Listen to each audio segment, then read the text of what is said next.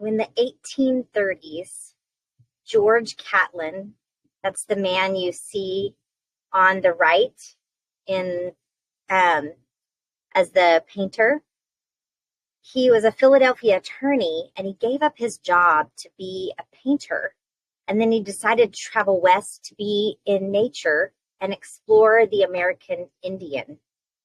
What's interesting is he did meet up with Clark of the Lewis and Clark, and even though his health was failing, Catlin was yearning to be in nature to capture the real depictions of humanity. And he spent the next six years traveling the Great Plains. He ended up documenting the lives of 50 different Native American tribes.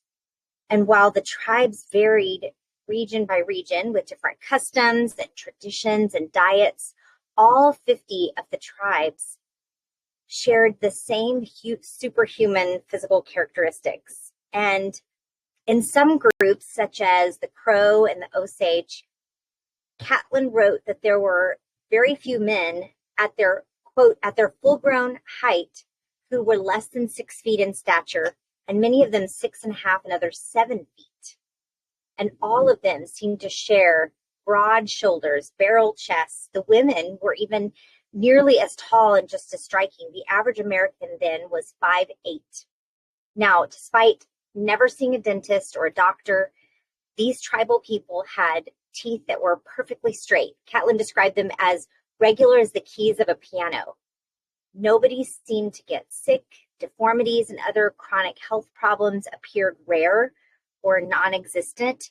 And the tribes attributed this vigorous health to a medicine that Catlin called the great secret of life. The secret was breathing. Breath inhaled through the mouth, the Native Americans said, sapped the body of strength, deformed the face, caused stress and disease. Breath inhaled through the nose kept the body strong, made the face beautiful, and prevented disease. Healthy nasal breathing started at birth. The mothers in all of these tribes, they follow the same practices. They carefully closed the baby's lips with their fingers after every feeding. And at night, they would stand over the sleeping infants and gently pinch their mouths shut if they opened. Now, through a variety of methods, the children were trained to breathe through their noses all day, every day, and they would carry that habit with them for the rest of their lives. Now, Catlin suffered one respiratory problem after another as a boy, and in his early 30s, before he went west, these problems became so severe that sometimes he was spitting up blood. And after his experience with the Native American tribes, Catlin forced his mouth closed while he slept. He always breathed through his nose during waking hours, and soon there were no aches, no pains, no bleeding. And by his mid-30s, Catlin was feeling healthier and stronger than at any other time in his life. He said, I quote, "I at length completely conquered an insidious enemy that was nightly attacking me in my helpless position, and evidently fast hurrying me to the grave." This is what he wrote in his book. Now, Catlin actually would end up living to be 76, which is about double the average life expectancy at the time. And he credited his longevity to the great secret of life, to always breathing through the nose. Now, on the surface, this story sounds less like a guide to healthier living and more like a journey to the center of the earth, right? It smells a bit like a fairy tale until you begin to look at the most recent research on the topic. So did you know that research is demonstrating that the way your child breathes could be affecting their sleep, their energy, and even how their face develops? And it's true. If your child breathes through their mouth, whether it's during playtime, at rest, or while they sleep, it's critical to act now. So today we're going to talk about why nasal breathing is so important, how mouth breathing can negatively impact your child's health and growth, and some simple steps that you can take to help them breathe better. Now, if you're new here, my name is Amy Miller. I'm a wellness advocate. I'm a Buteyko restorative breathing and a nervous system retraining clinician that helps moms of children with special needs return to joy by simplifying their everyday lives so that they can spend time making memories with their family instead of worrying over all the things. And we do this using our 3 life essentials method via our breathing and our nervous system retraining systems. And this is the final installment of our 7-week sleep series on Mondays to experience life more fully, more abundantly, and bonus points if we can do this naturally, right? So now I have a gift for those of you joining me live. This is our exclusive kids sleep hygiene poster. Now I've been using this with my own children for quite some time. I created this for them. And so now I'm sharing it with you. When your kids wake up in the middle of the night or they have trouble falling asleep, this is going to be their go-to reference. And today I'm giving you education plus solutions, right? I don't want to spend time just sharing all this knowledge with you and then you walk away wondering what you're supposed to do with it. And I also don't want to spend time just giving you a bunch of solutions without knowing what and why and how you would use them or how they would even be beneficial in your everyday lives. So stick with me. I'll be sharing that kids sleep hygiene poster that I've created towards the end. If you'd like access to notes from today's sleep series, comment below with your email address and I'll make sure that you get them. Now let's start with the basics. Breathing isn't just about getting air in and out. It actually plays a huge role in your child's development. And mouth breathing may seem harmless, but it can cause poor sleep, snoring. We talked about that a few weeks past in our sleep series. And it can even affect how their face and their jaw develop.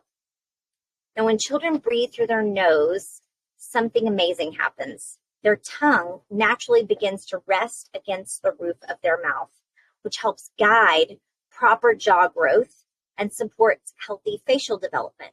But when they breathe through their mouth, the tongue has a tendency to drop to the floor of the mouth, and it can lead to a narrow, more V-shaped jaw and crowded teeth and even a longer face. Now, unfortunately, doctors, dentists, orthodontists, even today, do not have a good standard of measurements for looking for these things. So most of them are not looking to address these areas of concern. And this is why, as parents, we need to be more educated and know what to do about these things. So let's look at this study. It's not only the only one, but the most common factor influencing mouth breathing in children is enlarged adenoids and a congested nose. There's some other factors as well, but those are the 2 most common ones. And with the enlarged adenoids, many children receive an adenoidectomy. Anybody had one before? I have not, but I know many children. But what happens is many of them still end up with continued challenges because they haven't corrected their breathing patterns. In other words, they're still breathing through their mouth, so they're still going to suffer from some of the other health issues later on down in life, even as adults. And this study here showed this is from I'm trying to remember, I think this is pediatrics study back in 2008 of 370 children who were randomly selected. And the study showed that 55% of the children involved in the study were found to be mouth breathers. That's a significant portion. So a lot are breathing through their mouth, and so we want to begin to pay attention to that. Now, as I mentioned earlier, most doctors, dentists, orthodontists, they lack a reliable standard of measurement for these issues. So they're often overlooking or they're failing to address these areas of concern. However, you can go back to an interview that I did many years ago with Dr. Felix Liao, who is leading the industry to make changes in this area.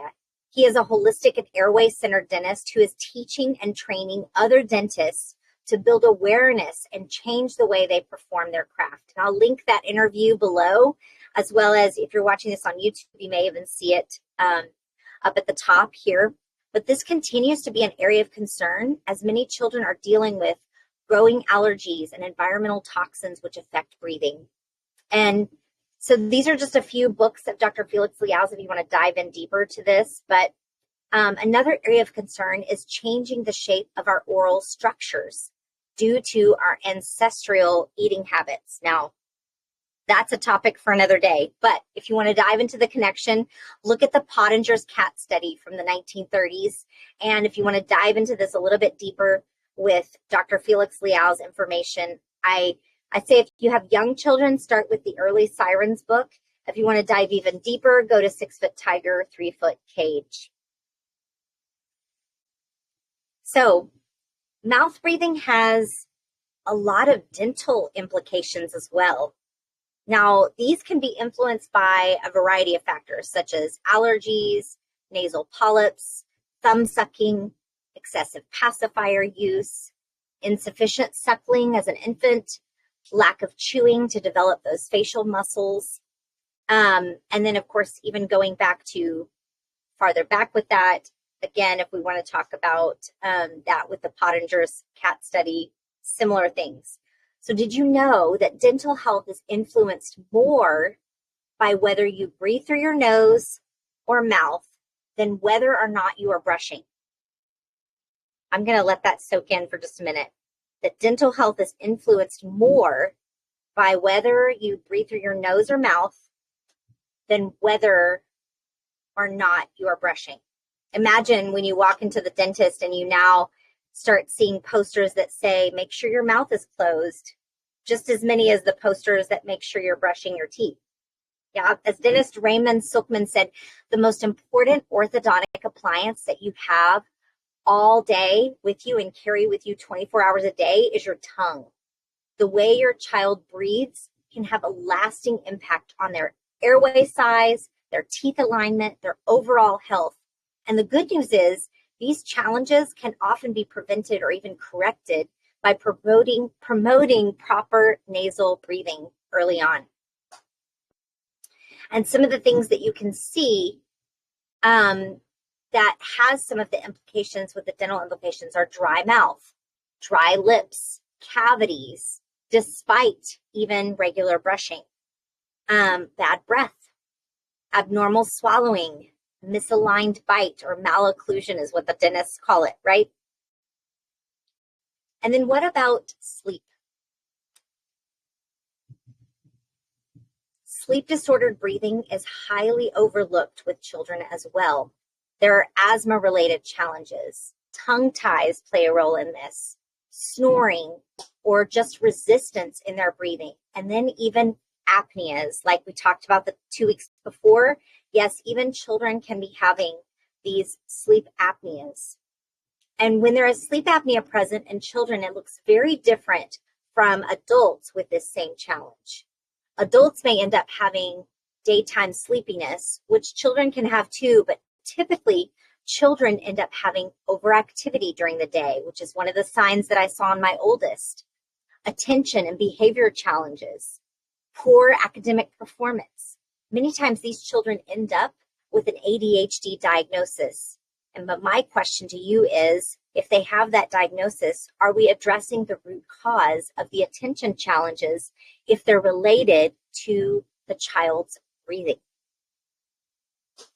So how do you help your child unlearn bad breathing habits? So we're going to break it down into 3 simple steps for you, right? Because as moms, we don't have time for complicated or complex. So the first step is identifying, watch for the signs of mouth breathing.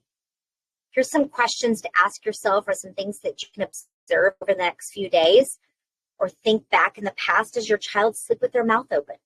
Do they snore? Are they waking up tired, or do they seem restless during the night?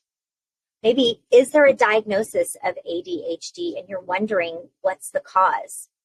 Maybe they frequently have a stuffy nose or struggle with focus during the day. These could all be signs that they're breathing through their mouth instead of their nose. So step 2 is encouraging nasal breathing. Start with gentle reminders during the day to keep their lips closed and breathe through their nose. You can also make it fun. Maybe practice taking slow, deep breaths through the nose together. Now, for younger kids, you can even turn this into a game by pretending to blow up a balloon with your nose or smelling a flower. Now, if your child's nose is often congested, it's important to address that too. Saline rinses, a good simple salt saline rinse, steam inhalation, or even a simple Buteyko exercise can help open up those nasal passages and make nasal breathing easier. Even when we dived in a couple of weeks ago, on our essential oils. Even your essential oils, a simple shift in that can help encourage the nasal breathing. Putting a drop of that Breathe Respiratory Blend or eucalyptus, putting in the palms of your hands, cupping your hands, and breathing through the nose, in and out through the nose could help. What you see on these children here is Myotape mouth tape for kids. It's designed to improve sleep quality, support healthy teeth and airway development, reduce behavior and learning disorder symptoms, and can even enhance speech and auditory processing in children. It's designed to help gently restore breathing through the nose. It's a sleep strip, but you can use it during the day as well, surrounding the mouth that bring the lips together with light elastic tension. They do not cover the mouth, so you can still sleep, you can still talk, you can still open your mouth. It's very skin friendly, and this was developed by my own mentor, breathing expert Patrick McEwen, the author of Oxygen Advantage. So those are some ways that you can encourage nasal breathing. So this brings us to step 3, using the Buteyko breathing method. Now, these simple daily lifestyle changing exercises are designed to help children build confidence in nasal breathing, improve their overall airway function. And one great exercise is the nose clearing technique or the nose unblocking technique. And here's how it works. And if you want to do this with me, you can. But you're going to sit comfortably and take a gentle breath in through the nose and out through the nose. And then you're going to pinch the nostrils shut and you're going to hold the breath. And you're gently going to nod the head up and down or sway side to side while holding the breath. And that's really not doing anything except for kind of keeping your body distracted. And then when you feel the need to breathe, release and take a slow breath in through the nose. Okay? So just continue taking a slow breath in and out through the nose. And we're going to try that again, okay? So you're going to take a gentle breath in through the nose and out through the nose. Pinch the nostrils shut and hold the breath and just gently nod your head up and down or sway side to side while holding the breath. And then eventually you just keep going and keep going. And when you feel that need to breathe, release and take a slow breath in through the nose. And this exercise can help decongest the nose and encourage better nasal breathing. Now you'll want to do this maybe 5 or 6 times before you kind of notice that decongesting of the nose. Now, what is this Buteyko? Dr. Buteyko was actually a world-renowned breathing expert. And he successfully established this method with asthmatic patients and saw how to retrain many patients' breathing to improve sleep quality, reduce anxiety, and even enhance concentration. And one of the game-changing principles of the Buteyko method is very simply nasal breathing. We address 3 different dimensions of breathing. A functional breathing, we look at our biochemical dimension of breathing, our biomechanical dimension of breathing with breathing low, and resonance frequency with breathing slow. And all of that centers around nasal breathing, light, low, and slow. So nasal breathing not only helps filter and warm the air that you breathe, but it also activates the body's relaxation response, improving oxygen delivery and reducing stress. Now, if you're on board with all these things that we've been discussing about how to breathe, but you don't know where to start to help retrain your breathing or the breathing of your child, then you'll want to check out our Buteyko Restorative Clinic. And this special clinic takes you step by step through the process to retrain your breathing.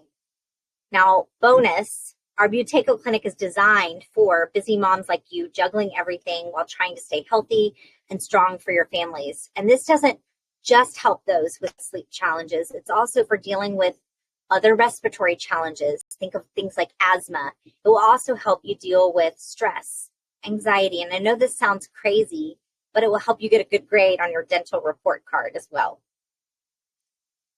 So how do you know if Buteyko is right for you? Well, one of the things that's included in our 6-week program is personalized breathing therapy sessions for parent and child to teach you how to decongest your nose, to calm your breathing, and even improve your sleep quality. We provide one-on-one live coaching sessions every week with a certified Buteyko instructor who will help guide you step by step through the process. We give you access to an app to track your breathing progress through controlled pause scores. We talked about those last week. We also provide weekly frequency therapy broadcasts to support your new breathing patterns and chat support through the program so that you're never alone on this journey. And then we also gift you a special gift to help enhance your progress mailed to your house. So if you want to know if it's right for you, you can scan that QR code. We'll have a chat together to figure out if you're a right fit for this. And I'll also share the link below this video as well. So the beauty of this program is that it doesn't just treat symptoms. It will transform your child's health with simple and fun breathing exercises, from improved sleep and focus to enhanced athletic performance, which is something my boys really appreciate. Discover how Buteyko breathing can support your child's overall well-being. Boosting confidence and performance, teaching your child beneficial breathing exercises for enhancing self-confidence, clearing the nasal passages, boosting sports performance, right? All of these different things. Now, I also want to take a moment here to reflect on the beauty of breath from a biblical perspective. We talked about this last week, but in Genesis 2:7, we're reminded that then the Lord God formed man of the dust from the ground and breathed into his nostrils the breath of life, and man became a living being. Breath is a gift from God, and it's how he gave us life. And he breathed it into our noses. And again, later in Proverbs 22:6, it says, train up a child in the way he should go, and when he is old, he will not depart from it. Teaching our children how to breathe well is a gift that will stay with them for life, helping them to grow strong and healthy and confident. And it's never too early or too late to start encouraging healthy breathing habits. By teaching your kids to breathe through their nose, you're not just helping them sleep better or feel more energized, you're setting them up for a lifetime of better health, proper development, and confidence. So what can you do today? So starting today, I want you to watch your child while they sleep and look and listen for signs of mouth breathing. Can you hear them breathe at night? Do they wake up with bad breath or a dry mouth? Start practicing nasal breathing exercises together. Some of them are simple enough to practice in the car or at meal times together. And then take some time to explore the Buteyko breathing method for kids and learn more about how it can support their health and their growth. And remember, every small step matters. Now, I promised you that when your kids wake up in the middle of the night or if they struggle to fall asleep, that I would give you a go-to reference. And this reference includes a picture so your kids can know what to do, even if they're not reading it.